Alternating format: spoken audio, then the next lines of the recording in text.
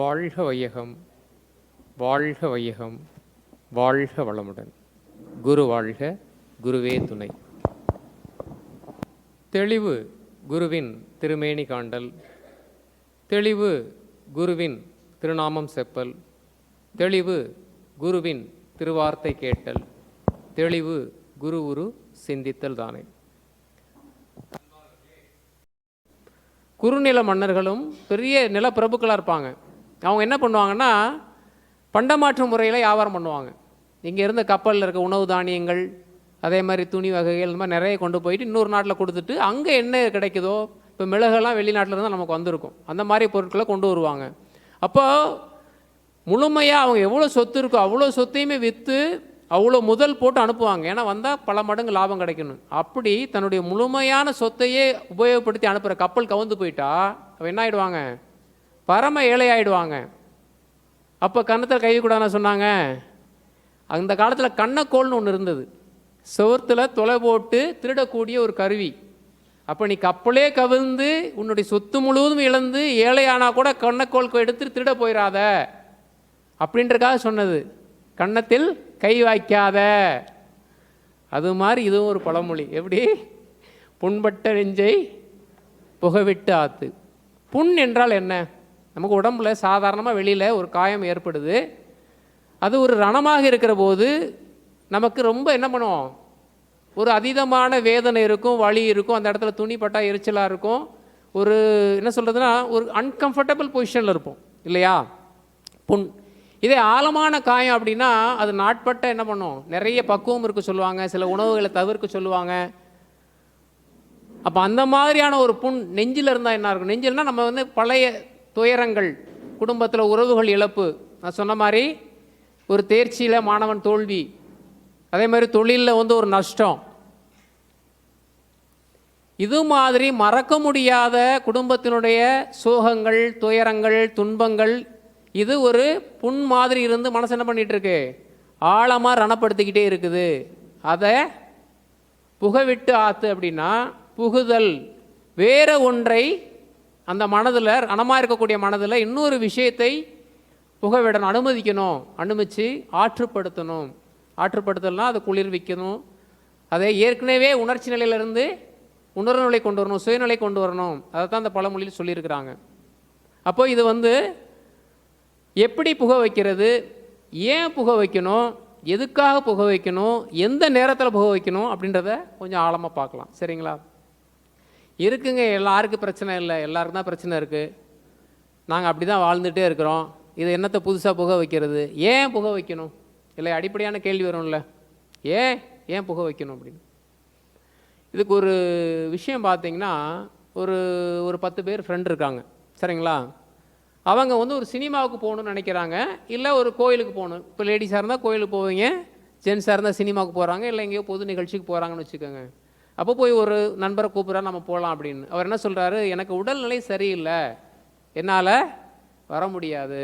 இப்போ ஒரு அருவியில் குளிக்க போகிறாங்கன்னு வச்சுக்கலாம், இல்லை ஒரு மலையில் ஏறணும்னா உடம்பு பலவீனம் இருந்தால் போக முடியுமா? போக முடியாது இல்லையா? அவர் என்ன சொல்கிறாரு? என் உடல்நிலை சரியில்லாமல் இருக்கிறது, அதனால் என்னால் வர முடியல, நீங்கள் போயிட்டு வாங்கன்னு சொல்கிறாரு. சரி, ஒரு 2-3 வாரம் கழித்து இப்போ மறுபடியும் போய் கூப்பிட்றாங்க வேறு ஒரு நிகழ்ச்சிக்காக. இப்போ என்ன சொல்கிறாரு? எனக்கு உடல் நல்லா ஆரோக்கியமாக இருக்குது, மனசு சரியில்லை, நான் ஒரு 2-3 நாள் ஒரு கடுமையான வீட்டில் வந்து ஒரு ப்ராப்ளம் ஓடிட்டே இருக்குது, அது போட்டு என்னையே பிரச்சனை பண்ணிகிட்டே இருக்குது. போன 2 வாரத்துக்கு முன்னாடி என்ன இருந்தது? உடல்நிலை சரியில்லை, மனசு நல்லா இருந்தது, அப்போ அவரால் போக முடியல. இப்போது மனசு சரியில்லை, பார்த்துருப்போம், எத்தனையோ பேர் சொல்லியிருப்பாங்க பார்த்தீங்கன்னா, எனக்கு மனசே சரியில்லைனால வர முடியாது. அப்போ உடலும் மனதும் சரியில்லைன்னா பொழுதுபோக்கிற்கு கூட போக முடியல உங்களால். எப்படி? இப்போ வாழ்க்கையில் நிறைய சாதனை பண்ணணும், நிறைய திட்டங்கள் வச்சுருக்கிறீங்க, முன்னேறணும்னா எப்படி பண்ண முடியும்? நான் ஏன்றக்காக இந்த கேட்குறேன். ஏன் நான் பாட்டு தானே இருக்கேன், என்னோடய சோகம் என்னதோடு இருந்துகிட்டே இருக்கட்டுமே, அது எதுக்கு இன்னொரு விஷயத்தை புக விட்டு நான் ஆற்றுப்படுத்தணும் அப்படின்னு கேட்கும்போது, உங்களுடைய மனம் பலவீனமாகி கொண்டே இருந்தால் அது உடலையும் பாதிக்கும். சோம்பல் வந்துடும், நாளைக்கு பார்த்துக்கலான்னு சொல்லுவாங்க, இன்னொரு நாளைக்கு பார்த்துக்கலான்னு சொல்லுவாங்க, அப்படியே படுத்தே இருப்பாங்க. இப்போ உடல் பலவீனமாக இருந்தாலும் நம்மளை என்ன பண்ணாது, எந்த ஒரு வேலையும் முன்னெடுத்து செய்ய முடியாது. மனசு பலவீனமாக இருந்தாலும் கிடக்கு பார்த்துக்கலாம், ஏகப்பட்ட பிரச்சனை இருக்குது, இது வேறு செய்யணுமா? இப்போ உடலும் மனதும் ஒன்றை ஒன்று சார்ந்து இயங்கி கொண்டிருக்கிறது. அது சரியான நிலையில் இல்லாவிட்டால் உங்களுடைய பொழுதுபோக்கிற்கே உங்களால் போக முடியவில்லை என்றால் நீங்கள் எத்தனையோ ஒரு கருத்து வச்சுருப்பீங்க, இப்படி வாழணும், இப்படி போகணும், இல்லை நம்ம பிள்ளைகளை இப்படி வளர்க்கணும், வருங்காலத்தில் இப்படி ஆகணும். எப்படி பண்ண முடியும்? ஏன்னா ஒரு சாதனை என்பது குறுகிய காலமாக இருக்கலாம், நீண்ட காலமாக இருக்கலாம். அதுக்கு ஒரு அளவுகோல் இருக்குது. அப்போ அது வரைக்கும் உங்கள் உடல் வந்து என்ன பண்ணிருக்கணும்? வலிமையாக இருக்கணும், ஆரோக்கியமாக இருக்கணும். அப்போ தான் என்ன பண்ண முடியும்? அந்த வேலையை செய்ய முடியும். அதற்கான சில பேர் பார்த்தீங்கன்னா ஒரு 20 வருஷமாக போராடிட்டு இருக்கேன், மிகப்பெரிய அச்சீவ்மெண்ட்னு சொல்லுவாங்க. பார்த்துருக்கீங்களா? இப்போ அப்துல் கலாம் மாதிரி ஆள்லாம் என்ன இப்போ உடனேவா சாதிச்சிட்டாரு? எவ்வளோ வருஷம் ஆயிடுச்சு. அப்போ அந்த நீண்ட காலத்துக்கு அவங்க நீங்கள் நல்லா பாருங்கள், மிகப்பெரிய சாதனை செய்தவர்கள் எல்லாமே உடலும் மனமும் ஆரோக்கியமாக இருந்தால் மட்டும்தான் அறிவு நிலை உயர்வாக இருக்கும், சிந்தித்து செயல்பட முடியும். அப்படி இருந்தால் மட்டும்தான் அவங்க சராசரி மனிதர்களிலிருந்து சாதனை மனிதர்களாக போக முடியும். அதுக்கு தான் சொல்கிறேன், ஏன் நான் பண்ணணும்? ஏன்னா நிறைய விஷயம் இருக்குது. எதெல்லாம் புக விடணும், எப்படி புக விடணும், எப்போது புக விடணும், நான் ஏன்றதுக்கு ஒரு கேள்விக்காக சொல்கிறேன். அப்போ அடிப்படையிலே நம்மெல்லாம் என்ன பண்ணுறோம்? அப்பப்போ மாறிக்கிட்டே இருக்கிறோம். மனம் என்ன சொல்லுது? ஒரு நிலையில் இருப்பதே இல்லை. நம்மெல்லாம் சராசரி மனிதர்கள் இல்லையா? காலையில் வீட்டில் உறவுகளோடு எல்லாம் ஒத்துமையாவாக இருக்கும். ஒரு வேலை செய்ய சொல்லும் போது அம்மா பொண்ணுக்கே சண்டை வந்துடுது. எப்போ பார்த்தாலும் என்கிட்டே இந்த வேலை செய்ய சொல்கிறீங்க, நீங்கள் செஞ்சால் என்ன இல்லையா? அப்புறம் மாமியார் மருமகள்லாம் கேட்க முடியுமா? இப்போ பையனை அனுப்பிச்சு வெளியில் போய் ஒரு பொருளை வாங்கிட்டு வா கடையிலன்னா நீங்கள் போய் வாங்க மாட்டீங்களா? அப்போ குடும்பத்தில் எப்போதுமே இருக்கக்கூடிய உறவுகள் கூட பிரச்சனை. அப்புறம் அதை தாண்டி வெளியில் வர்றோம். வேலைன்னு வரும்போது எல்லாம் புதிய புதிய முகங்கள், புதிய புதிய நபர்கள், உங்களை விட நிறைய விஷயம் தெரிஞ்சு வந்திருப்பாங்க.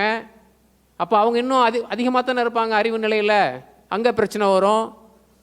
இப்போ வீட்டை விட்டு வெளியே போயிட்டோம்னா நிறைய மனிதர்களை எதிர்கொள்கிற போது, நிறைய சூழ்நிலைகள் எதிர்கொள்கிற போது நம்ம அப்பப்போ என்ன ஆயிரும்? அடுத்த நாள் வீட்டுக்கு வரும்போது இது எல்லாம் போய் தலையில் உட்காந்துரும். அதுக்கு ஒரு உங்களுக்கு கதை சொன்னால் நல்லா புரியும்னு நினைக்கிறேன்.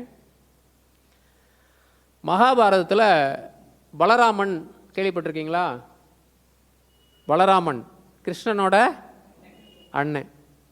அவர் வந்து துச்சாதனன் வீட்டுக்கு போகிறாரு. துச்சாதனன் யார்? துரியோதனோட தம்பி. உலகத்தினுடைய அத்தனை இன்பங்களையும் அனுபவிக்கணுன்னே பிறந்தவன். அதனால் என்ன பிரச்சனை வந்தா பற்றி அவனுக்கு கவலையே கிடையாது. நான் எப்போவுமே சந்தோஷமாக இருக்கணும், எப்போவுமே மகிழ்ச்சியாக இருக்கணும், அதுக்கு என்ன விலை கொடுத்தாலும் பரவாயில்லன்னு. அப்போ அவங்ககிட்ட எல்லா பொருளும் இருக்குமா இல்லையா? எப்போவுமே பாருங்கள், அளவோடு இருக்கிற மனிதனுக்கு பொருளே இருக்காது. எல்லாம் எனக்கு வேணுன்றாட்டு எல்லா பொருளும் இருக்கும். இப்போ அங்கே போனோன்னா அங்கே ஒரு கண்ணாடி வச்சுருக்காரு. அந்த கண்ணாடி எப்படிப்பட்ட கண்ணாடினா, நீங்கள் அது முன்னாடி போய் நின்னீங்கன்னா உங்கள் மனசில் இருக்குன்னு அந்த கண்ணாடி தெரிஞ்சிடும். எப்படி? யார் மனசில் யார்? அது மாதிரி ஒரு கண்ணாடி. அதை வாங்கிட்டு வந்துடுறார் வீட்டுக்கு. இங்கே கொண்டா எனக்கு தேவைப்படுது அப்படின்னு வாங்கிட்டு வந்துடுறார். வந்து துவாராயில் கொண்டு வந்துட்டு வச்சுருக்கும்போது சொல்கிறார், இந்த கண்ணாடியில் ஒருத்தராக வந்து நில்லுங்க, உங்கள் மனசில் என்ன இருக்குன்னு இது காட்டிடும் அப்படின்னு. இப்போ எல்லாருக்கும் ஒரே ஆச்சரியம். முதல் நீங்கள் போய் நில்லுங்க. எப்படி? அது உண்மையாக இல்லை நாங்கள் தெரிஞ்சுக்கிறோம், அதுக்கப்புறம் நாங்கள் வந்து நிற்கிறோன்னு சொல்கிறாங்க. சரி அப்படின்னு சொல்லிட்டு இவர் போய் முன்னாடி நிற்கிறாரு. அப்போ பார்க்கும்போது அந்த கண்ணாடியில் நிறைய உணவு வகைகள், பலகாரங்கள்லாம் நிறைய தெரியும். அவர் சாப்பாட்டு பிரியர், சோறு கண்டா சொர்க்கம்னு போய் உட்காந்துருவார். அதனால் கரெக்டாக தான் கண்ணாடி காட்டுது, அப்படியே காட்டுது. நல்ல பலகாரங்கள்லாம் அப்படி நிறைய வகை வகையாக குமிச்சு வச்சுருக்கு. சரி இப்போ ஒத்துக்கிறீங்களா? ஒத்துக்கிறேன். இப்போ என்ன செய்கிறாங்க? அவங்க மனைவி வந்து பார்க்க சொல்கிறாங்க. அவங்க போய் நிற்கிறாங்க. அதில் பார்த்தா ஒரே நகை, வைரம், வைடூரியம். அவங்களுக்கு நகை மேலே கொள்ளை பிரியம். அப்போ எல்லா நகை வகை வகையாக காட்டுது, ஒட்டியான என்னென்னா எல்லாமே.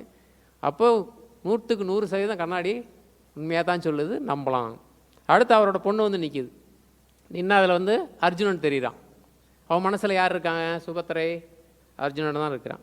அப்போ உன்னையெல்லாம் சொல்கிறாங்க, கரெக்டாக தான் இருக்குது கண்ணாடி, இது 100% நம்ம வந்து நம்பலாம், யார் வேணால் வந்து நின்னா உள்ளது காட்டிடும் அப்படின்னு. அப்போ அந்த பக்கம் வந்து கிருஷ்ணன் வரான். கிருஷ்ணன் வந்து நிற்க சொல்கிறாங்க, வா கண்ணாடி நில்லுன்னு. இதெல்லாம் வேறு பார்த்துக்கிட்டா இருக்கணும், அவர் எப்போ பார்த்தாலும் அர்ஜுனனுக்கு தான் உதவி பண்ணிகிட்டே இருக்காரு, வேறு யார் நினச்சிக்கிட்டு இருக்க போகிறாரு அப்படின்னு சொல்கிறாங்க. சரி வாங்க வந்து நில்லுங்க நிப்பாட்டுறாங்க. நிப்பாட்டினா சகுனியோட முகம் தெரியுது அதில். எப்படி? கிருஷ்ணனுக்கே ஆச்சரியமாக இருக்குது. என்ன நீ நம்ம குலத்தையே கெடுத்துக்கிட்டு இருக்கான், எப்போ பார்த்தாலும் பிரச்சனை பண்ணிகிட்டே இருக்கான், அவன் முகம் வந்து உன் மனசில் இருக்குதுன்னா என்ன அநியம்?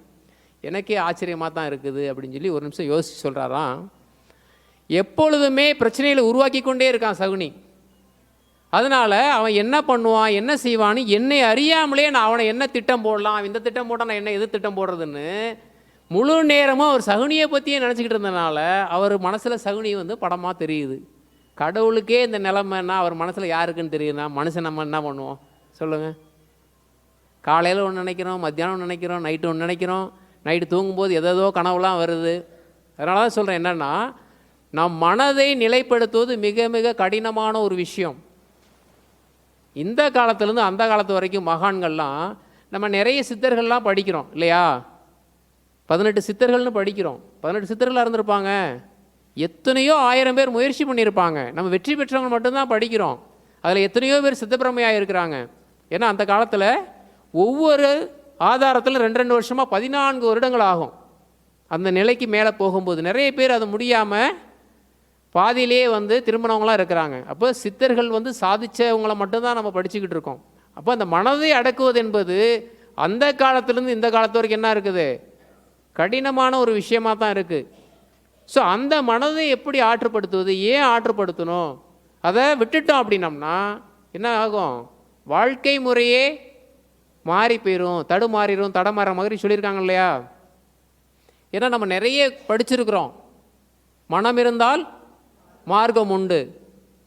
அதே மாதிரி என்ன சொல்கிறாங்க, மனம் என்பது 2 புறமும் கைப்பிடி இல்லாத கத்தி போன்றதுன்னு சொல்கிறாங்க. எப்படி? எந்த பக்கம் திருப்பினாலும் வெட்டும். தவறாக உபயோகப்படுத்திட்டிங்கன்னா அது கைப்பிடியே இல்லை, 2 பக்கமும் வெட்டக்கூடிய ஒரு ஆயுதம் மனம். மனம் வந்து மிக மிக நல்ல வேலைக்காரன், ஆனால் மிக மிக மோசமான எஜமானன். அதை தவறாக நீங்கள் கையாளலைன்னா உங்களை அடிமைப்படுத்திடும். விவேகானந்தர் அடிக்கடி என்ன சொல்லுவாரா, நான் வந்து உலக மக்களுக்கெல்லாம் விழிப்புணர்ச்சி ஏற்படுத்தணும், நான் வெளியில் போகணும் அப்படின்னு சொல்லி அவங்க அம்மாட்ட போய் கேட்குறாரு அனுமதி. அவங்க சொல்லுவாங்களாம், போயிட்டு அப்படியா இந்த போய் இதை கத்தி எடுத்துகிட்டு வான்னு சொல்லுவாங்களாம். அவர் கத்தி எடுத்து வந்து கொடுப்பாராம். வாங்கி வச்சுட்டு என்னம்மா ஒன்றுமே சொல்ல மாட்டேன், சரி இன்னும் கொஞ்ச நாள் ஆகட்டும் அப்படிவாங்களாம். திரும்ப கொஞ்ச நாள் ஒரு வருஷம் கழித்து போய் திரும்ப கேட்பாராம், சரி ஒரு கத்தி எடுத்துகிட்டு வாங்கலாம். அவர் கத்தி எடுத்து வந்து கொடுப்பாராம். கொடுத்துட்டு கொஞ்ச நாள் கழிச்சு இன்னும் கொஞ்ச நாள் ஆகட்டும். என்னம்மா எப்போ பார்த்தாலும் கத்தியை கேட்குறாங்க, கத்தி எடுத்து கொடுத்தோன்னா இன்னும் கொஞ்ச நாள் ஆகட்டும்னு சொல்கிறாங்க அப்படின்னு சொல்லிட்டு அவருக்கு புரியல. அப்புறம் போயிட்டார். அப்புறம் ஒரு காலகட்டத்தில் ஒரு நிறைய ராமகிருஷ்ணகிட்டெல்லாம் போயிட்டு ஒரு தெளிவெல்லாம் பெற்றதுக்கப்புறம் இந்த முறை வந்து கேட்குறேன், நான் வந்து போகணுன்னு ஆசைப்பட்றேன்னு. போய் கத்தி எடுத்துகிட்டு வா, அதே சொல்கிறாங்க. கத்தி எடுத்துகிட்டு இந்த முறை கொடுத்தாராம். நீ போயிட்டு வா, உடனே கிளம்புனாங்களாம். என்ன காரணம்னா, இது வரைக்கும் அவர் கத்தியை கொடுக்கும் போதெல்லாம் குத்துற பக்கத்தை அவங்க அம்மாவை கொடுத்துட்டு சேஃபான இதை வந்து பாதுகாப்பானதை அவர் வச்சுருந்துருக்காரு. இந்த முறை அவர் ஆபத்தான பகுதி தன் கையில் வச்சுக்கிட்டு பாதுகாப்பான பகுதியை அவங்க அம்மாட்ட கொடுத்தாங்களாம். அப்போ இனிமே நீ வந்து கருத்துக்களை பாதுகாப்பாக மக்களிடம் கொண்டு சேர்க்க முடியும், ஆபத்தான இடத்தில் நீ இருந்து கொண்டாலும் கூட மக்களை ஆபத்துக்குள்ளாமல் பார்த்துக்குவ அப்படின்னு சொல்லி அந்த சாதாரண ஒரு தாய்க்கு எவ்வளோ பெரிய தத்துவம் பாருங்க விவேகானந்தருக்கு. இப்போ மனம் என்பது மிக மிக கூர்மையான கத்தி.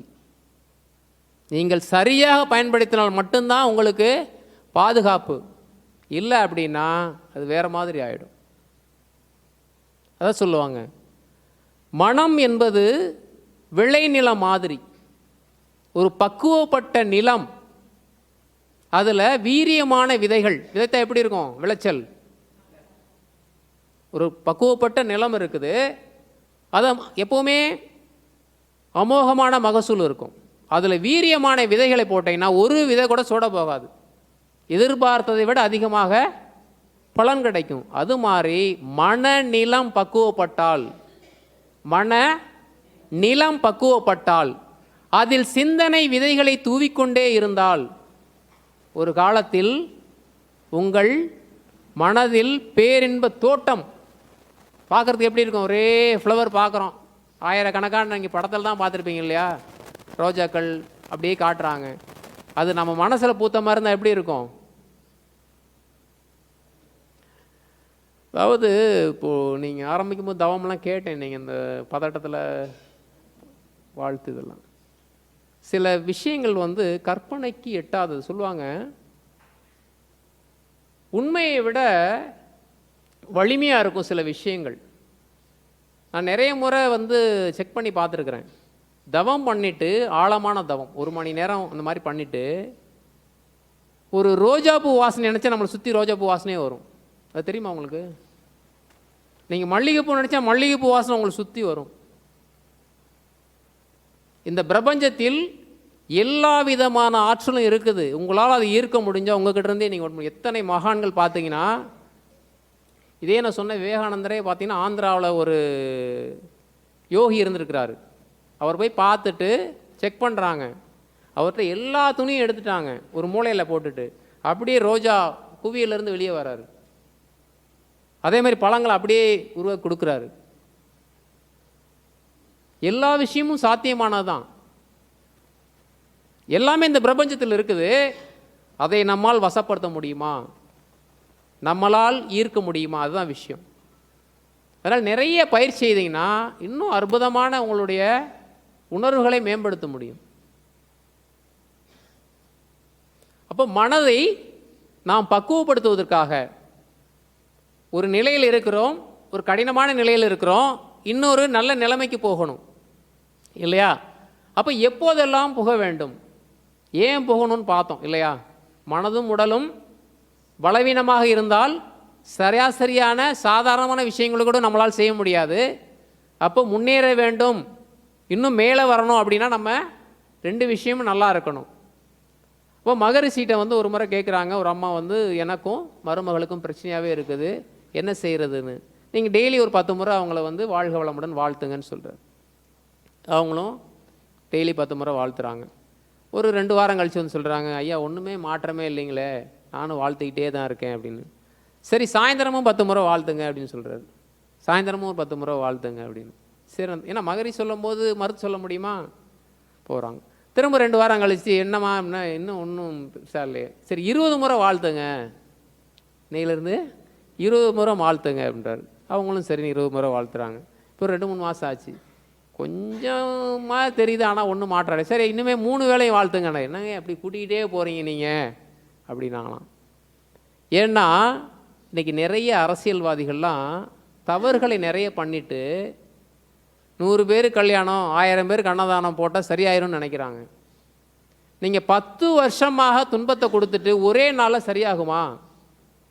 ஒருத்தர் 20 வருஷம் 25 வருஷம் எல்லா விதமான உடம்பை கெடுக்கக்கூடிய உணவுகள்லாம் சாப்பிட்டுட்டு டாக்டர் வந்து எனக்கு எல்லாம் சரியாக போகணும் ஒரு வாரத்தில் கொடுங்கன்னா எப்படி கொடுக்க முடியும்? அது உடம்புல எத்தனை பரிமாணங்களாக என்ன ஆயிருக்கும், பாதிக்கப்பட்டிருக்கும். எல்லா உறுப்புகளும் பாதிக்கப்பட்டிருக்கும், மனசும் அதே மாதிரி பாதிக்கப்பட்டிருக்கும். அவர் எத்தனை தான் செய்தாலும் கூட அதே வருட காலம் வரைக்கும் அவர் துன்பத்தை கழிக்க தான் வேணும். அவர் கழிக்க முடியலன்னா அவருடைய வாரிசுகள் யாரெல்லாம் அவர் சம்பாதிச்ச சொத்தை அனுபவிக்கிறாங்களோ அந்த துன்பத்தை அவன் அனுபவிச்சு தான் ஆகணும். இது ஒரே நாளில் சாத்தியமானதெல்லாம் கிடையாது. அப்போ என்ன சொல்கிறாரு, 3 வேளையும் 30 முறை சொல்லுங்க, வாழ்த்துங்க, எண்ணிக்கை கூடிக்கிட்டே தான் இருக்கும். இது ஏன் நமக்கு இந்த சந்தேகம் வருது? அவர் பாருங்கள் எவ்வளோ வந்து எல்லாத்தையும் கஷ்டப்படுத்திகிட்டே இருக்கார், நாட்டையே கொள்ளடிச்சிக்கிட்டு இருக்கான், நல்லா தான் இருக்கிறான். இவர் வந்து ரொம்ப கடினமாக உழைக்கிறார், நேர்மையாக இருக்கார், ரொம்ப கஷ்டப்பட்டுகிட்டே இருக்காங்க, ஒன்றுமே நியாயமே இல்லை. எல்லாருக்கும் இந்த கேள்வி இருக்கா இல்லையா? எனக்கு கண்ணு முன்னாடி தண்டனையே தெரிய மாட்டேங்குது, இல்லை கண்ணு முன்னாடி இவருக்கு வந்து புண்ணியம் தெரிய மாட்டேங்குது.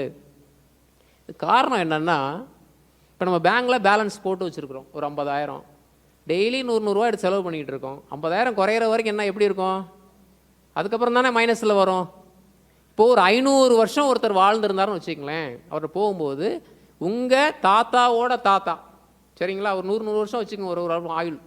அப்போ அவர் பார்த்துருக்குறேன் நிறைய நன்மை செய்திருக்கிறாரு, அதனுடைய பலன் தான் அனுபவிச்சுருக்கான்னு ஒருத்தர் சொல்லலாம். இன்னொருத்தர் அவங்க தெரியும் 4 தலைமுறைக்கு முன்னாடி நிறைய தப்பு பண்ணாங்க, அதனால தான் இப்போ அனுபவிக்கணும். அந்த மாதிரி சொல்ல யாராவது இருக்காங்களா நம்மகிட்ட? பண்ணி 500 வருஷம் வாழ்கிற யாராவது? இங்கே 60, 70, 80லேயே அவர் என்ன பண்ணார்னு இவருக்கு தெரியல, இவர் என்ன பண்ணால் அவருக்கு தெரியல.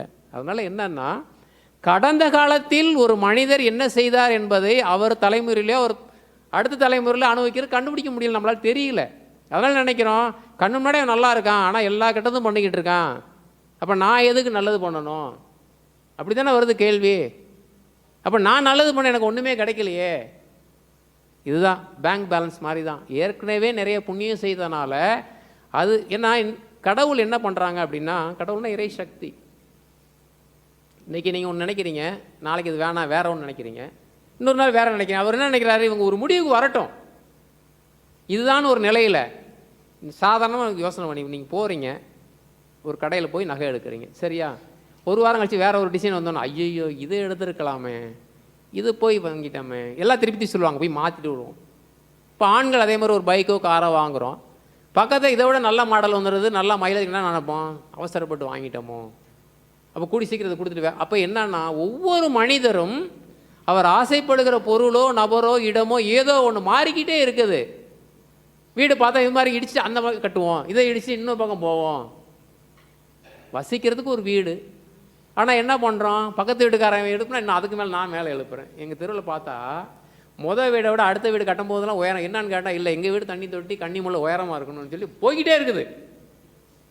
யாருமே அவருக்கு தேவையான வீடை கட்டணும்னு நினைக்கல, அவனை விட ஒரு படி நான் மேலே வச்சு தான் கட்டணும். இப்போ அடுத்த ஒரு ஆள் என்ன பண்ணுறாருன்னா, நம்ப மாட்டீங்க, ரோட்லேருந்து 5 கல் இருந்தது, இன்றைக்கி கடைசி வீடு 12 கல் வந்துருச்சு உயரம். ஏன்னா அவனை எத்து விட ஒரு கல் மேலே வச்சு அவரை கட்ட சொல்கிறார் இன்ஜினியர். நீங்கள் அவரோட ஒரு கல் மேலே வச்சு கட்டு, அடுத்த வீட்டுக்கு அதை விட ஒரு கல் மேலே வச்சுக்கிட்டு. இப்போ கடைசி என்னாச்சுன்னா, மொதல் வீடு கடைசி வீடு 12 கல் ஒரு இடத்துல இது ஆரம்பிக்குது, படியே படி.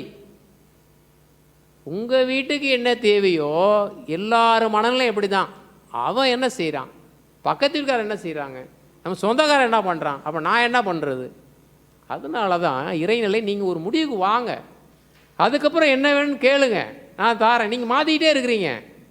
நம்ம சொல்கிறாங்களா தியானத்தில், ஒரே விஷயத்தை ஒரே நிலையில் மீண்டும் மீண்டும் ஒருநிலைப்படுத்தினால் அது சாத்தியம். நீங்கள் இன்றைக்கி ஒரு வேண்டுகோள் வைக்கிறீங்க, 15-20 நாள் கழிச்சோன்னா இன்னொரு ப்ரையாரிட்டியில் கூடி வருது, அம்மா நீ எனக்கு பாரு மகள் வாங்க, சரி இருடா உனக்கு முதல்ல போடுறேன்டா வாழ்த்தை. அப்புறம் இவர் என்ன ஆகிறாரு, இன்னொருத்தர் மருமகன் கேட்குறான், பேரன் கேட்குறான்னா இது பின்னாடி போயிடுது, அது முன்னாடி வந்துடுது. ரொம்ப அவசரம், இது கடவுளே இது ப்ரையாரிட்டி முன்னாடி கொண்டு வந்துடும், அதை அப்புறம் பின்னாடி வச்சுக்கிறோம். அப்போ நீங்களே எது வேணும் எது பின்னாடி வேணும் உங்களுக்கே தெரியல, அப்பப்போ ஆர்டரை மாற்றிக்கிட்டே இருக்கிறீங்க. இப்போ கடவுள் பாவம் என்ன பண்ணுவார், நீ எதுதான் எனக்கே ஒன்றும் புரிய மாட்டேங்குது. ஸோ அதனால தான் மனம் என்பது மாறிக்கொண்டே இருக்கிறது. ஒரு ராஜா ஒரு பூனையை வளர்த்தார், சரிங்களா? அந்த பூனை ரொம்ப விசுவாசமான பூனை, எங்கே போனாலும் அவர் கூடயே வரும்.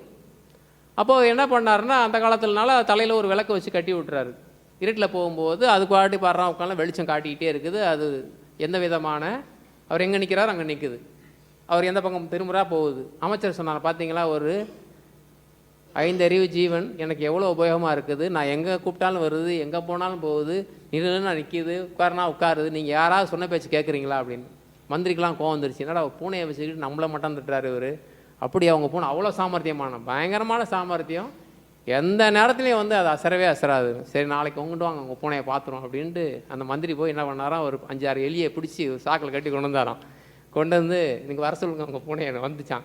அப்படி எலி அவுத்து விட்டாராம். பாஞ்சிச்சான் பார்க்கணும், விளக்கு எங்கே ராஜா எங்கே எந்த பக்கம் இவ்வளோ நாள் ட்ரைனிங் கொடுத்து வச்சுருந்தாரு. எலியை பார்த்தவன என்ன ஆயிடுச்சு, மனசும் அப்படி தான், பார்க்க வேண்டியதை பார்த்தா கேட்க வேண்டியதை கேட்டால் அது தறிகட்டு ஓடி போயிடும், அதை ஒன்றுமே பண்ண முடியாது. நான்லாம் பயங்கரமான தவம் பண்ணியிருக்கேன், எப்படி கண்ட்ரோல் பண்ணி வச்சுருக்கிறேன் சொல்லுங்கள். நல்லா இருப்பார், ஒரு காஃபி அப்படியே வாசனையாக வரும், காஃபியை குடிச்சிட்டு போயிடும் முடியாது, அப்படியே மூக்கில் இழுக்குது. வாக்கிங் போவாங்க, வடை கடையை பார்த்தோன்னா போய் வடையை சாப்பிட்டுட்டு தான் 10 கலோரி இறக்கிருப்பாங்க, அங்கே 100 கலோரி ஏற்றிட்டு வருவாங்க. எத்தனை பேர் பாருங்கள் ட்ரிங்க்ஸ் சாப்பிடக்கூடாதுன்னு விரதத்தில் இருப்பான், அந்த கடை பக்கம் போனவொன்னா அப்படியே இப்படி போயிடுவான். அப்போது இந்த 5 புலன்கள் நம்ம மட்டும் இல்லை, கடந்த காலத்தில் நம்முடைய உறவுகள் நம்முடைய மூதாதையர்கள் என்ன பண்ணியிருக்காங்க, மீண்டும் மீண்டும் மீண்டும் அந்த பழக்கப்பதிவு இருக்கிறதுனால கொஞ்சம் அசந்தா என்ன ஆயிடுது, அவ்வளோதான். இப்போ மனம் படுத்தும் பாடு அவ்வளோ இதுவாக கடினமாக இருக்குது. நம்ம ஒரு தொழில் நிறைய சம்பாதிக்கிறீங்க, ஒரு 10 லட்சம் இல்லை 10 கோடி இருக்குது, பேங்கில் போட்டிங்க, இடத்த வாங்கிட்டீங்க, நகை வாங்கி வைக்கிட்டீங்க, 10 வருஷம் சேஃப்னு சொல்லலாம். ஆனால் மனசை கட்டுப்படுத்திட்டா நான் இனிமேல் 10 வருஷத்துக்கு அப்படியே இருக்குன்னு சொல்ல முடியுமா? இல்லை விடுங்க 10 நாளைக்கு சொல்லுங்களேன், அப்படியே இருக்குங்க, ஒன்றும் ஆகாதுங்க. எங்கே பார்த்துருவோம், ஒவ்வொரு வினாடியும் அது மாறிக்கொண்டே இருக்கும். சொல்கிறாங்க ஒரு நாளைக்கு 50,000 எண்ணங்கள் வருதான் மனுஷனுக்கு. எவ்வளவு? 50,000 எண்ணங்கள், எந்திரிச்சிலேருந்து தூங்குற வரைக்கும். அதில் சில சராசரி எண்ணங்கள் அப்படியே போயிடும். ரொம்ப அழகான வீடு இது மாதிரி கட்டணும் தான் ஆசைப்பட்டேன்னு அது போகவே போகாது. ஒரு அழகான காரு, இந்த மாதிரி காரை வாங்கணும், போகவே போகாது. இப்படி இடம், பொருள், நபர், பொருள் இது மேலே அதீதமான ஆசைகள் உருவாகிற போது அது அடிமனதில் தங்கி நிறைவேறலாம் தான் கனவுகளாக வெளியேறி கொண்டே இருக்கிறது. கனவுகள் எப்படி வருது? நம்முடைய ஆசைகள், கற்பனைகள், எதிர்பார்ப்புகள், அது அடையிறதுக்கு வழியே இல்லை. அது கனவு வழியாக வந்து என்ன ஆகும்? போயிட்டே இருக்கும். அப்போ ஆகவே மனது என்பதை ஒரு நிலைப்படுத்த தவறிவிட்டால் என்ன ஆகிடும்? அது வாழ்க்கையை வேறு நிலை கொண்டு போயிடும். அப்போ அது சொன்ன மாதிரி எப்பொழுதெல்லாம் மனம் தடுமாறுகிறதோ, அதான் சொன்னேன், ஏன் பார்த்தோம், எப்போல்லாம் தேவைப்படுதோ அப்போ எல்லாம் வந்து என்ன பண்ணணும்? வேறு ஒரு விஷயங்களை புக விடணும். எந்த மாதிரி விஷயங்களை புக விடலாம்? ஒவ்வொருவருக்குமே பார்த்தீங்கன்னா ஏதோ ஒரு விஷயத்தில் ஆர்வம் இருக்கும். ஒருத்தர் பார்த்தீங்கன்னா பாட்டு கேட்பாங்க, இல்லை பாட்டு படிப்பாங்க. ஒருத்தர் ஓவியம் வரைவாங்க. இன்னொருத்தர் பார்த்தீங்கன்னா எதையாவது எழுதிக்கிட்டே இருப்பாங்க. சிலருக்கு வந்து வீட்டு விலங்குகளோடு இருப்பாங்க. பறவைகளாக இருக்கலாம், மிருகங்களாக இருக்கலாம். சில பேர் இயற்கை காட்சிகளை ரசிப்பாங்க. கோயிலுக்கு போகலாம், பூங்காக்களுக்கு போகலாம், இல்லையா?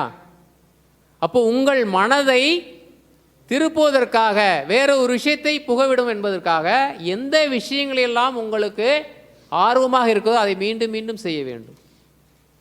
இல்லை புதுசாக ஒரு விஷயம் கற்றுக்கலாம். கற்றுக்கும் போது நமக்கு உண்மையில் என்ன இருக்காது? கற்றுக்கணுன்றக்காக முழு கவனத்தையும் அதில் செலுத்துவோம். புதுசாக ஒரு தையல் கிளாஸ் போகிறது, இல்லை புதுசாக ஒரு கலையை கற்றுக்கிறது. தண்ணி கொஞ்சம்.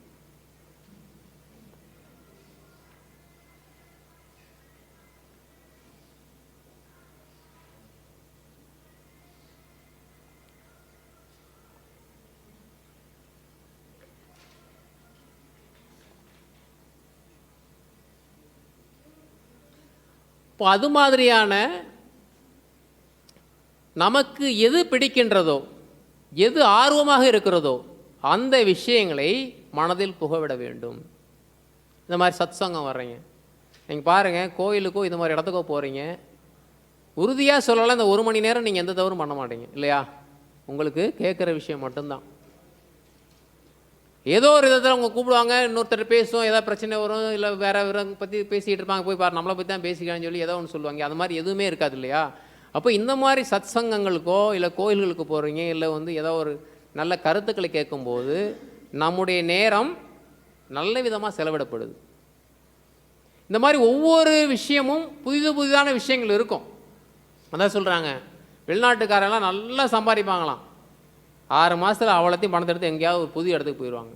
போய் நல்லா சுற்றி, புது இடம், பார்த்த இடத்துக்கே பார்க்கக்கூடாது. புதிய இடத்தை ஒரு முறை நீங்கள் பார்த்தீங்கன்னா அது உங்களுக்கு 3 மாதத்துக்கு உங்களை மைண்டை ரெஃப்ரெஷ்ஷாக இருக்குன்னு சொல்கிறாங்க. ஆர்வமாக பார்க்கக்கூடிய விஷயங்கள். அந்த மாதிரி இடங்களுக்கு போயிட்டு வந்து ஒரு சர்வே ஒன்று எடுத்தாங்க, வெளிநாட்டிலையும் இந்தியாவிலையும்.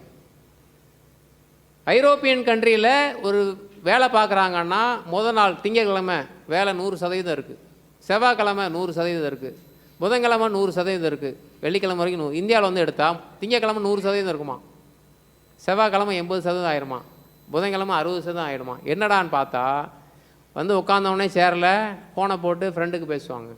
யாராவது வந்தாங்கன்னா அது என்ன இது என்னான்னு. ஆனால் அவங்க அலுவலகத்தில் ஒருத்தரையுமே சந்திக்க மாட்டாங்க. நீ வீட்டுக்கு வா, நம்மளால வீட்டுக்கெல்லாம் வந்துடாது, நீ ஆஃபீஸ்க்கு வா, இங்கே உட்காந்து பேசுவோம். ஸோ அந்த மாதிரி என்னன்னா நம்முடைய தொழில் முறையில் சனி ஞாயிறு லீவ் முடிஞ்சோம், திங்கட்கிழமை நல்லா வேலை செய்கிறாங்க, அதுக்கப்புறம் அப்படியே டவுன் ஆயிடுறாங்க. ஸோ அந்த மாதிரியான மனநிலை இங்கே இருக்குது.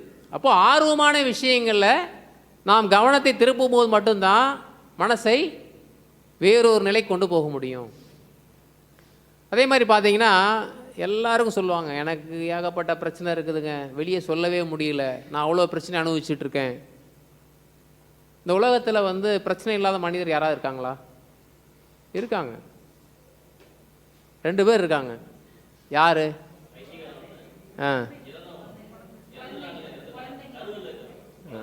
குழந்தைகள். ஏன்னா குழந்தைகள் வந்து சிந்திப்பதற்கு இன்னும் உயரவில்லை, அவன் சிந்திக்கவே இல்லை. இந்த 2 பேருக்கு தான் பிரச்சனை இல்லை, ஏன்னா பிரச்சனையே அவங்களுக்கு தெரியாது. அதை தவிர எல்லாருக்குமே பிரச்சனை இருக்குது.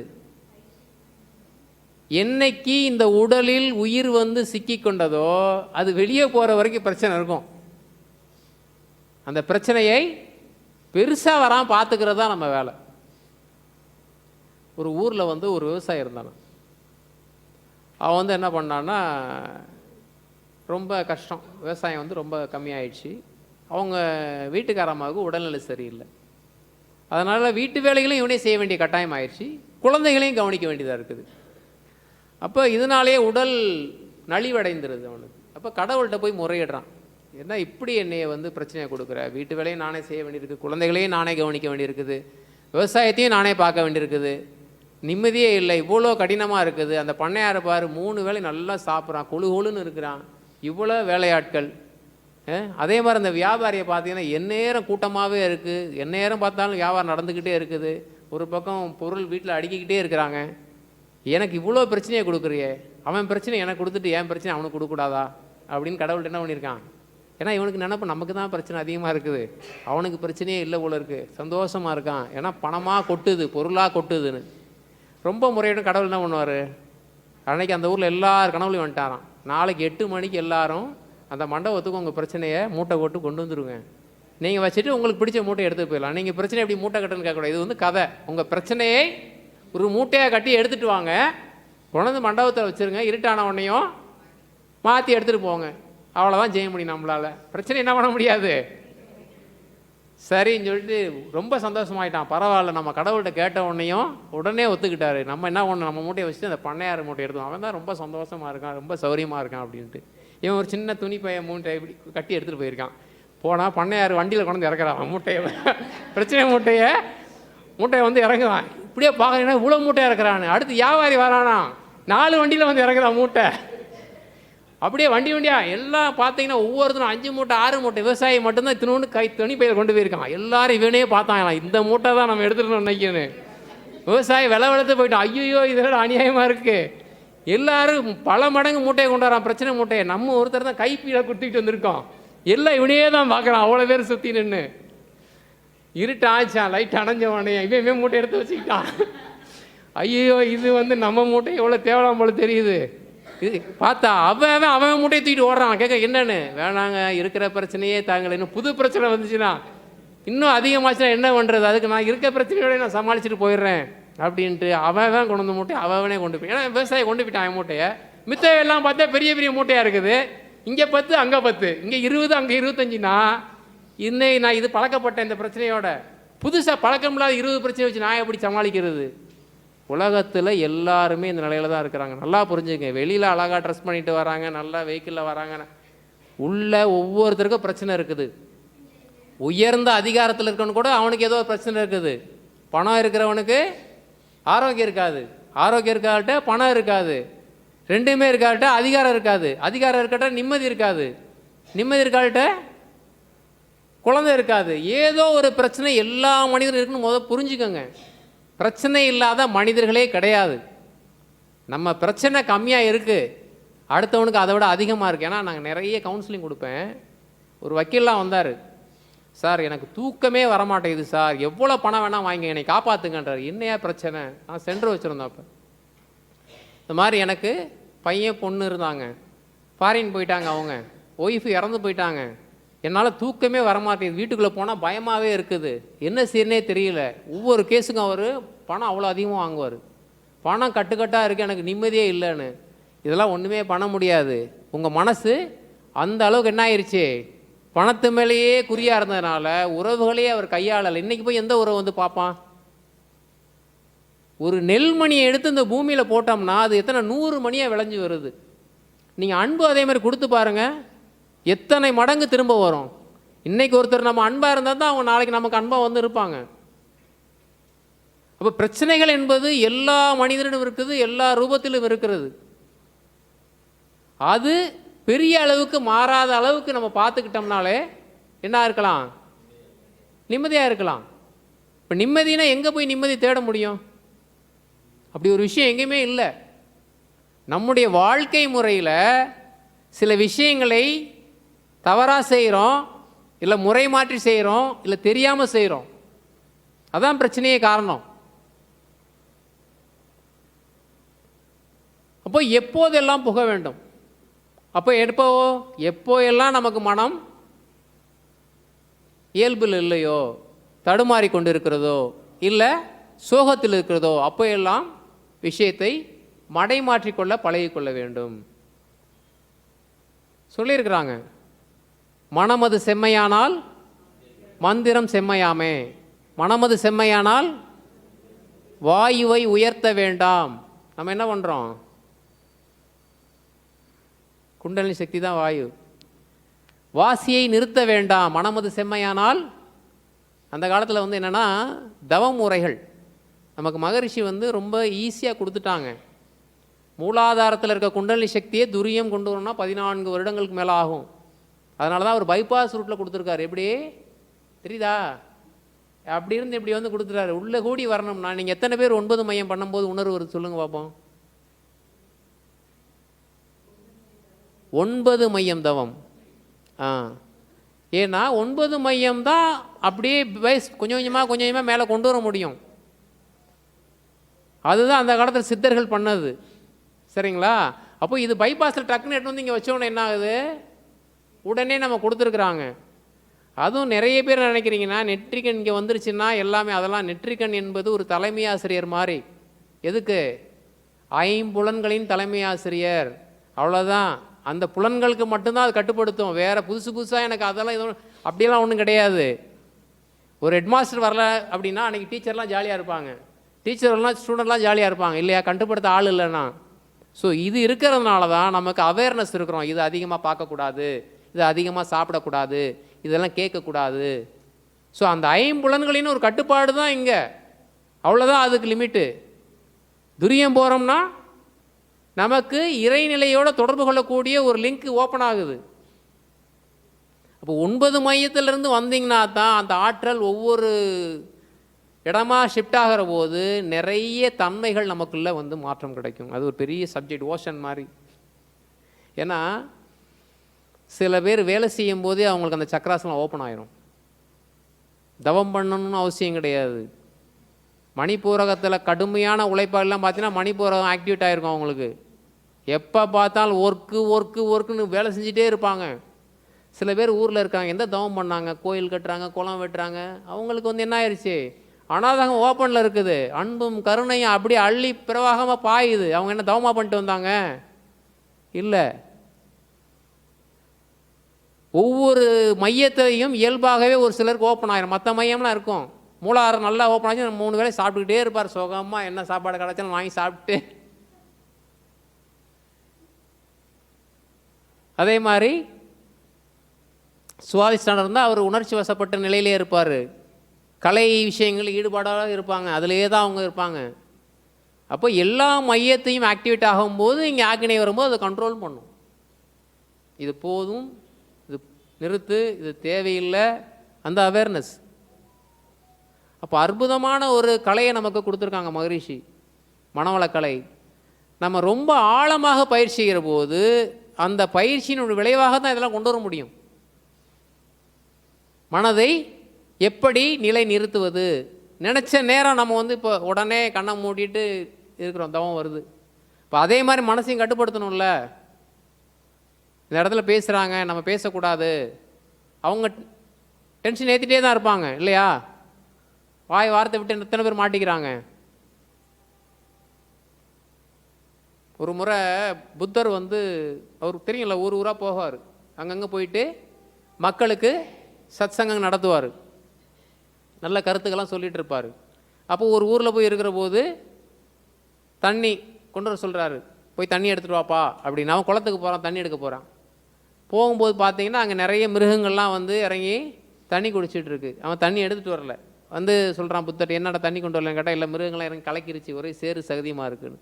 சரி உட்காரு அப்படின்றார். அப்புறம் மறுபடியும் பேசிகிட்டே இருக்கேன். ஒரு 1/2 மணி நேரம் கழிச்சு போய் தண்ணி எடுத்துகிட்டு வான்னு சொல்கிறார். போயிட்டு மறுபடியும் என்ன பண்ணுறான், தண்ணி எடுத்துகிட்டு வந்தான். இப்போ சுத்தமான தண்ணியாக இருக்குது. கேட்டால் நீ என்ன பண்ணா? ஒன்றுமே பண்ணலை. மனம் என்பது கூட அப்படி தான். ரொம்ப குழப்பமாக இருக்குது, கலங்கி போய் இருக்குன்னா கொஞ்ச நேரம் நீங்கள் விட்டுட்டிங்கன்னா அதுவாகவே இயல்புக்கு வந்துவிடும். அந்த நேரத்தில் நீங்கள் உணர்ச்சி சொல்லிட்டு இப்போயே நான் முடிவெடுக்கணும், இப்போயே நான் பதில் சொல்லணும் அப்படின்னு முயற்சி செய்யும் போது என்ன ஆகுது? தவறுகள் நிறைய உருவாகுது. மகரிஷி சொல்லியிருப்பாங்க, உங்களால் சமாளிக்க முடிகிற அளவுக்கு தான் பிரச்சனை வரும், அதுக்கு மேலே வராது. அப்படி உங்களால் சமாளிக்கவே முடியலன்னா ஒன்றும் செய்யாதீங்கன்னு சொல்லுவார். சொல்லியிருக்காங்களா? ஒன்றுமே செய்யாதீங்க, அதுவாகவே சரியாக போகும். ஏன் அப்படின்னா இறைவனுக்கு தெரியும். இப்போ உதாரணத்துக்கு இங்கே மாடி இருக்குன்னு வச்சுக்கோங்க, சரியா? இந்த பக்கம் இருந்து ஒரு வண்டி வருது, ஒரு மாட்டு வண்டி வருது, அதில் ஏதோ ஒரு 5-10 மூடை ஏற்றிட்டு வருது. அந்த இடத்துல ஒரு ஆள் இருக்கிறார், இங்கே ஒரு ஆள் இருக்கிறார், முன்னாடி இந்த பக்கம் ஒரு ஆள் இருக்கிறார். இந்த வண்டி அங்கே வரும்போது அந்த ஆளுக்கு தெரியுமா? இங்கே இருக்காள் தெரியுமா? இடது பக்கம் வண்டி வருது, வாசல் வழி இங்கே வந்துருச்சு, இங்கே இருக்காள் தெரியுமா? அதில் என்ன வருதுன்னு தெரியுமா?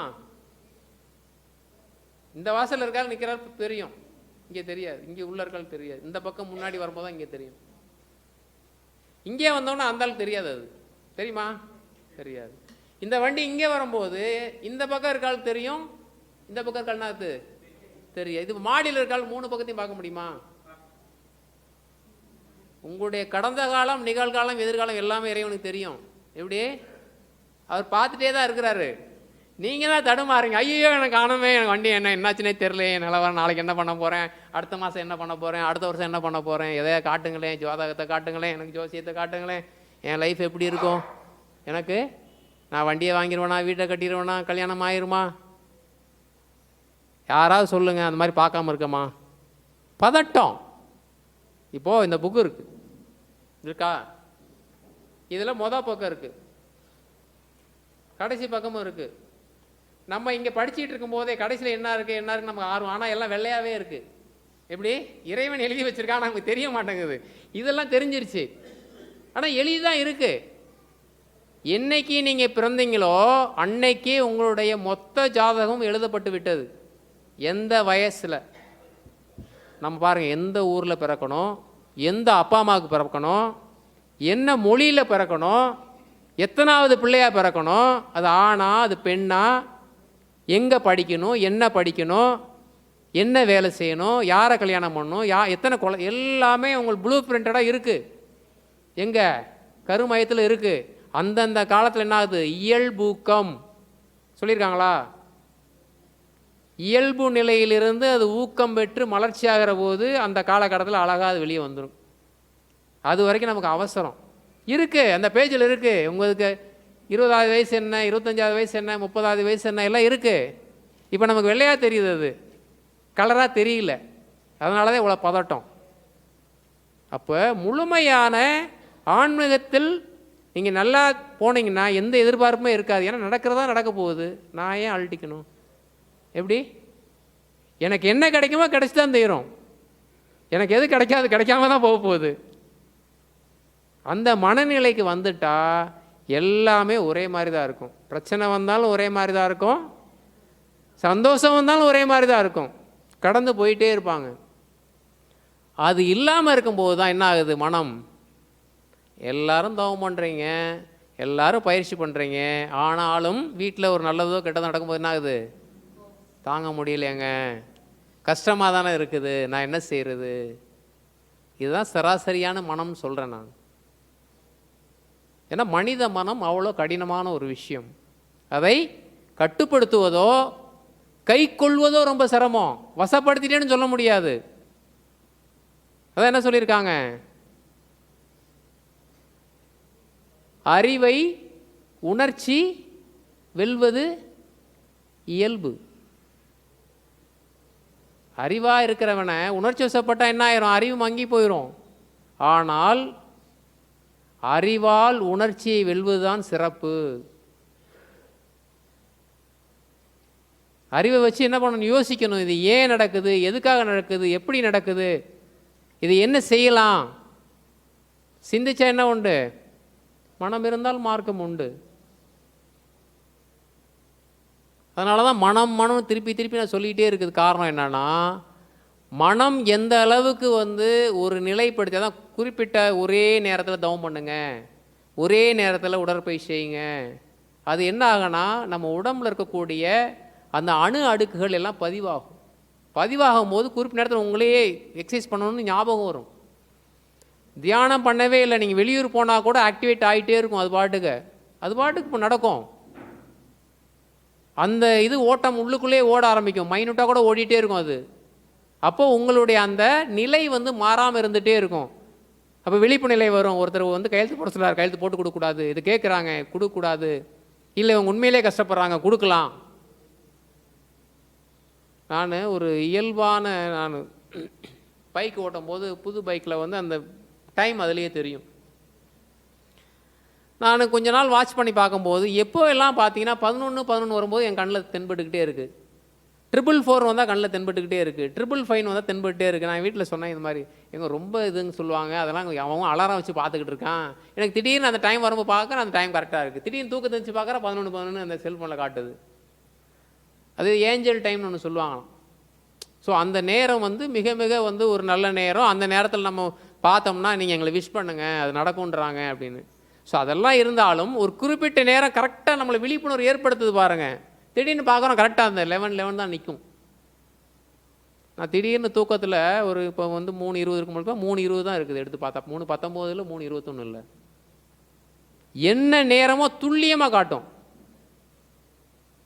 இப்போ நான் தவம் பண்ணும்போது பார்த்தீங்கன்னா நான் ஒரு அரை மணி நேரம் நினச்சிட்டு உட்காந்துட்டு வந்து பார்ப்போம் கரெக்டாக இருக்கும் வாட்சில் கிளாக்.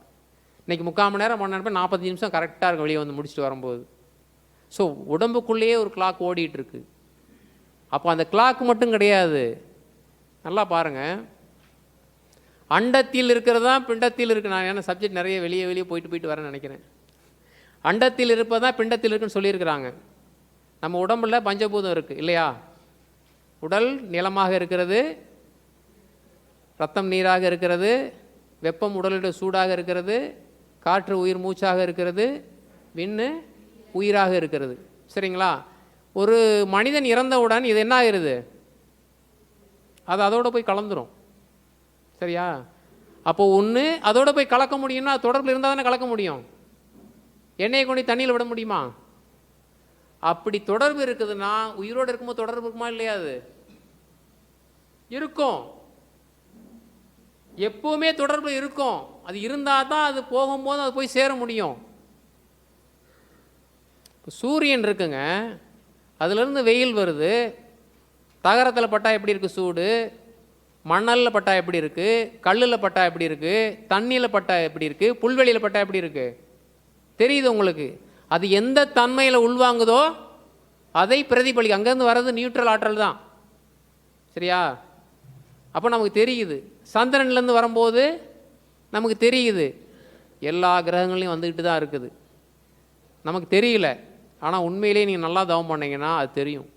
புதன்லேருந்து வர்றதும் தெரியும், சுக்கிரன்லேருந்து வர்றதும் தெரியும், உங்களுக்கு சனிலேருந்து வர்றதும். ஏன்னா வந்துக்கிட்டே தான் இருக்குது, இங்கே ஏரில் இருக்குது, உங்கள் உடம்புக்குள்ளே ரிசீவ் பண்ண தெரியல உங்களுக்கு, அவ்வளோதான் விஷயம்.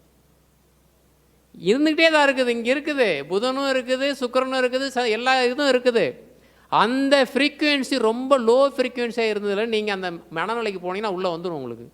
அப்படி உள்ளே வந்தால் உங்களுக்கு எல்லாமே கிடைக்கும். எப்படி? அதுதான் உங்களால் மெர்ஜ் பண்ண முடியல. இப்போ ரேடியோ இருக்குது, ஹலோ எஃப்எம் டியூன் பண்ணுறீங்க வருது, சூரியன் எஃப்எம் பண்ணுறீங்க வருது. அப்போ அந்த அலைவரிசையில் போனால் பாட்டு கேட்குதா? அதே மாதிரி தான் இறைநிலைக்குன்னு ஒரு அலைவரிசை இருக்குது. அந்த அலைவரிசையில் நீங்கள் போனால் தான் அது டியூனிங் ஆகி உள்ளே வரும் உங்களுக்கு. அது வந்துருச்சுன்னா நீங்கள் நினைக்கிறது எல்லாமே நடக்கும், நினைக்காததும் நடக்கும், கேட்குறதெல்லாம் கிடைக்கும். இப்போ நாங்கள் ஒரு தத்துவம் பேசணும் அப்படின்னா அந்த யோகியோ மகான் நினச்சா அவங்க எப்போ எல்லாம் பேசினாங்களோ இது எல்லாமே ஏரில் இருக்குது, அது அப்படியே உள்ளே வந்துடும். அந்த ஃப்ரீக்குவென்சி நம்ம போகணும். நான் நிறைய பார்த்துருக்கேன், விவேகானந்தரை பற்றி நிறைய நம்ம வந்து ரசித்து பேசி வந்தால் அதுவாக வந்துகிட்டே இருக்கும். ஓஷோவை பற்றி பேசினா அது வந்துகிட்டே இருக்கும். இப்போ கூட சொல்கிறாங்க ஏசுநாதர் பேசுனதெல்லாம் எல்லாமே இருக்குது, எடுக்க முடியும் இப்போ எடுக்கிற. அப்போ என்னன்னா அந்த அலை இயக்கத்துக்கு நம்ம போகணும். ரொம்ப நுணுக்கமான அலை இயக்கத்தில் போய் தவம் பண்ணிங்கன்னா உங்களுக்கு எல்லாமே கிடைக்கும். எல்லாமே தான் சொன்னேன், நீங்கள் பூவை நினச்சின்னா பூ உங்களுக்கு உடலை சுற்றி பூ வாசனை வரும், அப்படியே நறுமணம் வரும். இது எல்லாமே சாத்தியமானது. அதுனா மனசை கண்ட்ரோல் பண்ணுறதுக்காக சொல்கிறேன். அடிப்படை பயிற்சியிலேருந்து கொஞ்சம் கொஞ்சமாக நம்ம பண்ணோம்னா எல்லாமே பண்ண முடியும். உங்களுக்கு ஒரு முக்கியமான விஷயம், ஏன்னா ரொம்ப நேரம் நெருங்கிட்டே இருக்குது.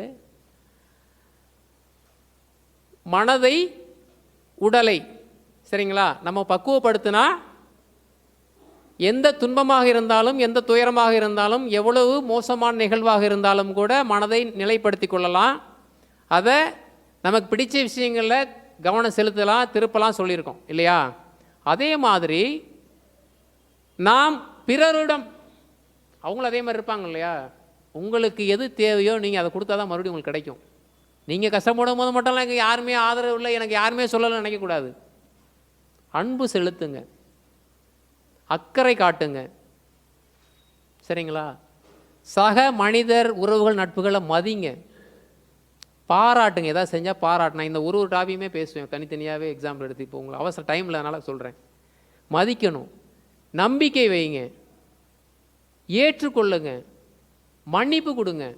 இதெல்லாம் நீங்கள் செஞ்சாதான் அன்பு காட்டணும், அக்கறை செலுத்தணும், மதிக்கணும், பாராட்டணும், ஏற்றுக்கொள்ளணும், விட்டு கொடுக்கணும். இதெல்லாம் இருந்ததுன்னா அவங்க திரும்பி உங்கள் டைம் வரும்போது செய்வாங்க. எப்படி? கொடுத்தாதான் கிடைக்கும், கொடுக்காம ஒன்றுமே கிடைக்காது. சரியா? அப்போது வாழ்க்கையில் ஒரே 4 விஷயம், இதை கரெக்டாக நோட் பண்ணி வச்சுக்கோங்க. எல்லா நேரங்களிலும் தேவைப்படும் நம்ம வாழ்க்கை சுமூகமாக போகிறதுக்கு. Calculation, plus into minus. என்னது? ப்ளஸ் இன்ட்டு மைனஸ், மைனஸ் இல்லையா? Plus into plus plus, minus into plus, minus into minus plus. இப்போ முதல்ல இருந்து வருவோம். Plus into plus, plus into plus. செய்ய வேண்டிய விஷயங்களை நீங்கள் செய்து கொண்டே இருந்தால், எப்படி? காலையில் எந்திரிச்சா என்னுடைய வேலை இது தான், நான் வீட்டை பெருக்கணும், பாத்திரம் கழுவணும், இல்லை ஆண்கள் காய்கறி வாங்கி கொடுக்கணும், இல்லை வேலைக்கு போகணும். உங்களுடைய கடமைகள் எதுவெல்லாம் இருக்கிறதோ அதை நீங்கள் சரியாக செய்தால் வாழ்க்கை ப்ளஸ்ஸாகவே இருக்கும். Plus into plus. செய்ய வேண்டிய விஷயங்களை செய்து கொண்டே இருந்தால் வாழ்க்கை சுபிட்சமாக இருக்கும். Plus into minus. செய்ய வேண்டிய விஷயங்களை நீங்கள் செய்யாமலே இருந்து விட்டால், இப்போ சொன்னோம்ல, வாழ்க்கை என்னாகும்? நான் சரியாக தொழிலை செய்யலை, வருமானம் வராது. பிள்ளைகளை சரியாக கவனிக்கலை, திருப்பி அவங்கள கவனிக்க மாட்டான். எப்படி? நீங்கள் யார்கிட்டையுமே அன்பு செலுத்தலை, திரும்பி உங்களுக்கு யாரும் அன்பு செலுத்த மாட்டான். செய்ய வேண்டிய விஷயங்களை செய்யாமல் விட்டால் மைனஸ். Minus into plus. செய்யக்கூடாத விஷயங்களை செய்தால் என்னாகும்? நிறைய இருக்குது, செய்யக்கூடாத விஷயங்கள் நிறைய இருக்குது, தவறான நடவடிக்கைகள்லாம் நிறைய இருக்குது. அது செய்தால் என்ன ஆகும்? வாழ்க்கை மைனஸ் போயிடும். Minus into minus. செய்யக்கூடாதை செய்யாமலே இருந்தால் வாழ்க்கை எப்படி இருக்கும்? நான் ஒன்றுமே செய்யலைங்க, எப்படி? செய்யக்கூடாத விஷயத்தை நான் செய்யவே இல்லை, வாழ்க்கை ப்ளஸ்ஸாகவே இருக்கும். செய்ய வேண்டிய விஷயங்களை காலகாலத்தில் நீங்கள் செஞ்சுக்கிட்டே இருந்தீங்கன்னா வாழ்க்கை மகிழ்ச்சிகரமாக இருக்கும். செய்ய வேண்டிய விஷயங்களை செய்யாமல் விட்டாலும் மைனஸாக போயிடும். ஸோ இந்த 4 பாயிண்ட்டையுமே எப்போவுமே ஞாபகம் வச்சுக்கோங்க. எதை செய்யணும், எதை செய்யக்கூடாது, எப்போ செய்யணும், எப்படி செய்யணும். ஸோ அதுக்கு தான் இந்த மாதிரியான அனுபவம் உள்ள ஆட்களிடமிருந்து நிறைய விஷயங்களை தெரிஞ்சுக்கிட்டு அதன் வழியில் நம்ம ட்ராவல் பண்ணும்போது இன்னும் தவறுகளையெல்லாம் நிறைய குறைச்சிக்கிட்டு எது செய்யணும், எது செய்யக்கூடாது, அவங்க எப்படி செய்கிறாங்க, அவங்க எப்படி முன்னேறுறாங்க, இதெல்லாம் நம்ம பார்த்துக்கிட்டே இருக்கும்போது நமக்கு அதிகமான அனுபவங்கள் கிடைக்கும். அனுபவங்கள் தான் ஒரு மனிதனை முழுமைப்படுத்தும். ஏன்னா அறகுறையாக இருந்தோம்னா ஒன்றுமே பண்ண முடியாது. அந்த காலத்தில் சொல்லுவாங்க, வயசானவங்க இருந்தாங்கன்னா நிறைய வீட்டு வைத்தியம், பாட்டி வைத்தியம் சொல்கிறாங்களா இல்லையா, அவசரத்துக்கு அவங்களுக்கு தெரிஞ்ச விஷயங்களை அடுத்த தலைமுறைக்கு கடத்துகிறாங்க. அடுத்த தலைமுறை என்ன விஷயம் என்ன பண்ணுற, அந்த விஷயத்தெல்லாம் எடுத்துகிட்டு அவங்களுக்கு வழிகாட்டுறாங்க. அப்போ நல்ல விஷயங்களை எப்போதுமே நாம் கேட்டுக்கொண்டே இருக்கணும். அதற்காக நம்ம நேரம் ஒதுக்கணும். எல்லாம் ஓடிட்டே தான் இருப்போம். எனக்கு வேலை இருக்குது, எனக்கு இதை முடிக்கணும், அதை முடிக்கணும். அப்போ எப்போ உங்களை நீங்கள் கவனிப்பீங்க? நம்மளே கவனிக்கிற நேரம் எப்போ வரும்? இல்லை, முடியாதப்போ தான் கவனிக்க ஞாபகம் வருது. அப்போ இந்த உடலுக்கு ஒரு 1/2 மணி நேரம் ஒதுக்கணும்னா உடல் நல்லா இருக்குது, மனதுக்கு ஒரு 1/2 மணி நேரம் ஒதுக்கணும்னா மனம் நல்லா இருக்குது. ரெண்டும் இணக்கமாக இருக்கிற போது அறிவு நல்லா செயல்படுது. அறிவு நல்லா செயல்பட்டால் என்ன ஆகுது? தன்னை பற்றி யோசிக்கிறோம். நான் என்ன பண்ணிக்கிட்டு இருக்கேன், நேற்று என்ன செஞ்சேன், நாளைக்கு என்ன செய்யணும். கடந்த காலத்தில் நீங்கள் எதையெல்லாம் செய்தீர்களோ அதுதான் உங்கள் நிகழ்காலமாக இருக்கிறது. நீங்கள் நல்லது செஞ்சுருந்தால் நல்லது இருந்திருக்கும், கெட்டது செஞ்சால் அதுதான் கெட்டது வருது. இப்போயாவது நான் எதாவது செஞ்சானா உங்கள் எதிர்காலம் நல்லாயிருக்கும். அவ்வளோதான் விஷயம். யாரும் எதையும் மாற்ற முடியாது, நம்ம கையில் தான் இருக்குது. கடந்த காலத்தில் நாம் எப்படியெல்லாம் இருந்தோமோ அதை மாற்றிக்கொள்வதற்கான வாய்ப்பு இப்போ நிகழ்காலத்தை செஞ்சோம்னா வருங்காலம் இருக்கும். இப்போ நிறைய பேர் நினைக்கலாம், இல்லைங்க எனக்கு வயசாயிருச்சு, நான் இனிமேல் என்ன பண்ண போகிறேன். நிச்சயமாக அடுத்து உங்களுடைய இலக்கு என்னவாக இருக்கும்? உங்கள் பிள்ளைகள் நல்லா இருக்கணும், உங்கள் பேரன் நல்லா இருக்கணும். என்கிட்ட ஒருத்தர் கேட்டார், ஐயா நான் தவம் பண்ணி செய்கிறேன், என் பிள்ளை தனியாக போயிட்டான், இப்போ அவன் தப்பு பண்ணுறான், என்னை பாதிக்குமான்னு கேட்டார். எப்படி? நான் தவம் பண்ணிகிட்டே இருக்கிறேன், ஆனால் அவன் தப்பு பண்ணிகிட்டே இருக்கிறான், கண்டிப்பாக பாதிக்கணும். என்ன எப்படி சொல்லிவிட்டீங்க அப்படின்னாரு. அதாவது நம்ம உறவு ரத்த சம்பந்தம்னா கரு உருவாகி அது நல்லா தூய்மையாக இருந்து போனாலும் அப்படிலாம் கிடையாது. இது எப்போவுமே இன்டர்னல், நான் சொன்னேன் இல்லை, இப்போ அண்டத்தில் இருப்பதா பிண்டத்தில் இருக்கும், கனெக்டிவிட்டி இருந்துகிட்டே தான் இருக்கும். நீங்கள் எதையெல்லாம் நல்லது செய்து வாழ்த்தி கொண்டே இருக்கிறீர்களோ அந்த பிள்ளைகளை போய் பாதுகாப்பு சேர்ந்துட்டே இருக்கும். சரிங்களா? இது நான் நிறைய அனுபவத்தில் கண்டிருக்கேன். நான் வீட்டில் இருக்கிறேன், வாழ்த்துறேன், என் பொண்ணு பெங்களூரில் இருக்குது, ஆனாலும் சேஃபாக இருக்கும், அதுக்கு உதவிகள் கிடைக்கும். அதே மாதிரி இப்போது ரீசெண்டாக நீங்கள் நம்ப முடியாது, நான் எதையும் சொல்லிக் கொடுக்கல, என் பொண்ணு சைக்காலஜியை பற்றி அனலைஸ் பண்ணணும் போய் சப்ஜெக்ட் எடுக்க போயிருக்கு. எல்லாம் இதையே போய் படிக்க, நான் சைக்காலஜி அவ்வளோ இன்ட்ரெஸ்ட்டு. அதே மாதிரி பார்த்தீங்கன்னா ஷேரில் அது நான் என்ன விஷயம் நான் பண்ணுறேனோ அதுக்கு இன்ட்யூஷனாக இதெல்லாம் எடுத்து படிக்கணும்னு தோணி அடிஷ்னல் சப்ஜெக்ட் எடுத்து படிக்குது. அப்போ நம்ம எதில் அதிக கவனம் செலுத்துகிறோமோ, எதில் ஆர்வமாக இருக்குது, எதை கற்றுக்கொண்டிருக்கோமோ நம்ம பிள்ளைகளுக்கு கடத்திக்கிட்டே இருக்கிறோம். எப்படி? இன்ட்யூஷனாக கடத்துகிறோம். பிள்ளைகள் தப்பு செஞ்சாலும் உங்களை தான் சேரும். புரிஞ்சுக்கிறீங்களா? இப்போ நீங்கள் வாழ்த்துனா அவங்க தப்பு செய்யாமல் இருப்பாங்க, இன்னும் நல்லா வாழ்த்துனா நல்லாவும் இருப்பாங்க. அதனால் நாம் இன்னுமே போய் நம்ம என்ன பண்ண போகிறோம்? நிறைய பேருக்கு இருக்கும், கல்யாணம் பண்ணி அவங்க தூய்மையாக இருந்து அந்த அப்படிலாம் இல்லவே இல்லை. அது ஒரு வழிமுறை தான். ஆனாலும் நீங்கள் தவம் பண்ணி நல்லா வாழ்த்திக்கிட்டே இருந்தீங்கன்னா உங்களுடைய அலை இயக்கத்தில் அவங்க இன்னும் பெட்டரான சான்சஸ் எல்லாம் வர்றதுக்கான வாய்ப்புகள் நிறைய உருவாகும். அந்த வாய்ப்புகள் கிடைக்கும், சந்தர்ப்பம் அவங்க தேடி வரும், அந்த நபர்களை சந்திப்பாங்க, அதற்கான நிறையா ஏற்பாடு நடந்துக்கிட்டே இருக்கும். அதான் என்ன சொன்னேன்னா, முதல்லையே நம்ம அப்பப்போ மாற்றிக்கிட்டே இருக்கிறோம். ஒரு லென்ஸ் இருக்குது, சூரியனில் வச்சு இப்படியே ஒரு 10-15 பேப்பர் கிழிச்சு போட்டுட்டு ஒன்று ஒன்றா காமிச்சிட்டே எந்த பேப்பர் தீ பிடிக்கும்? ஒரே பேப்பரில் தொடர்ந்து காமிச்சிட்டே தான் அந்த பேப்பர் மட்டும் எரியும். அதனால் அப்பப்போ ஆசைகளை மாற்றுறது, அப்பப்போ திட்டங்களை மாற்றிக்கிட்டே இருந்தீங்கன்னா ஒன்றுமே இருக்காது. எல்லாருக்கும் இருக்கத்தான் செய்யும், ஆனால் எது முதன்மையானதுன்னு எடுத்து முதல்ல வச்சுக்கிட்டு அதையே கவனம் செலுத்தணும். நமக்கு அலைவாயுது, முதல்ல உட்கார்ந்தாலே தவம் 1 நிமிஷத்துக்குள்ளேயே ஓடி போயிடுது மைண்டு, இல்லையா? இங்கிட்டு ஞாபகம் வருது, அங்கிட்டு ஞாபகம் வருது, அவங்க இது பண்ணுறாங்க, இவங்க இது பண்ணுறாங்க, திரும்பி இழுத்து பிடிச்சி பண்ண மறுபடியும் எங்கேயோ ஓடி போயிடுது. ஒரு நிலையில் இருந்து அதை ஒன்றை பற்றியே நினச்சி. ஆக்சுவலாக என்னென்னா, நம்ம உடம்பில் ரத்த ஓட்டம் இருக்கக்கூடிய ரத்த குழாய்களை நீட்டி வச்சோன்னா 5 லட்சம் கிலோமீட்டர் இருக்கும். எவ்வளவு? 5 லட்சம் கிலோமீட்டர் இருக்கும். அமெரிக்கா தூரத்தை தாண்டி இருக்கும். சரியா? இந்த உடல் ரத்தத்தில் தான் உயிரணுக்கள் ஓடிட்டே இருக்குது. நம்ம என்ன பண்ணுறோன்னா, தவம் பண்ணும்போது அந்த உயிரணுக்களை கொண்டு இங்கே நிப்பாட்டுறோம். எப்படி? ஒரு இடத்தில் கூர்ந்து கவனிக்கின்ற போது இங்கே சேருது. அது நினைப்பு மறுபடியும் ரிட்டன் ஓடிடும். அதனால தான் தவம் வராமல் இருக்கிறது. காரணம் என்னன்னா, இன்ட்ரப்ஷன் வரும்போதெல்லாம் மறுபடியும் ரிவர்ஸ் ஓடிடும். அது நிப்பாட்டவே முடியாது, அது ஓடிட்டே இருக்கும், ரிவர்ஸில் ஓடிட்டே இருக்கும். கொண்டு இங்கே நிப்பாட்டணும். அதுக்கு தான் எளிய வழிமுறை. நீங்கள் உடற்பயிற்சி பண்ணும்போது கண்ணை மூடிக்கிட்டு உருளை பண்ணிங்கன்னா அது ஒரு லைனுக்கு வரும். கொஞ்சம் கொஞ்சமாக எங்களுக்கெல்லாம் 6 மாதம் உடற்பயிற்சி பண்ணால் தான் ஆக்னி தீட்சையே கொடுப்பாங்க. தீட்சையெல்லாம் கிடையவே கிடையாது. நீங்கள் எக்ஸசைஸ் பண்ணிக்கிட்டே பார்ப்போம். ஆக்னை பண்ணிவிட்டு 3 வாரம் கழிச்சு தான் திரும்பி அடுத்த துரியம் பண்ணிவிட்டு அதுக்கப்புறம் பார்த்தீங்கன்னா ஒரு இதை முடிக்கிறதுக்கே 2-3 வருஷம் ஆயிரும். அவ்வளோ சீக்கிரத்தில் அடுத்து கொடுக்கவே மாட்டாங்க. தலைவலி தாங்க முடியல வந்தால் தான் இறக்கியே விடுவாங்க. அது வரைக்கும் வரவே வராதுன்றாங்க. இன்றைக்கி கால ஓட்டத்தினால எல்லாத்தையும் மாற்றிக்கிட்டே இருக்கிறதுனால ரொம்ப வேகமாக. ஸோ அந்த அடிப்படை முறைகளை நம்ம சரியாக செஞ்சோம்னா உடலும் மனமும் கட்டுக்குள் வரும். அது ஒத்துழைக்கும் போது உங்களுடைய செயல்பாடுகள் சிறப்பாக இருக்கும். அது சிறப்பாக இருக்கிற போது நாம் எதை எதிர்பார்க்குறோமோ அது நிச்சயமாக நல்லபடியாக நிறைவேறும். ஸோ இந்த ஒரு அருமையான நிகழ்வுக்கு எனக்கு ஏற்படுத்தி கொடுத்த ஐயா ஞானக்கலையும் கணேஷ் அவர்களுக்கு நேரத்தில் நன்றி தெரிவிக்க விரும்புகிறேன்.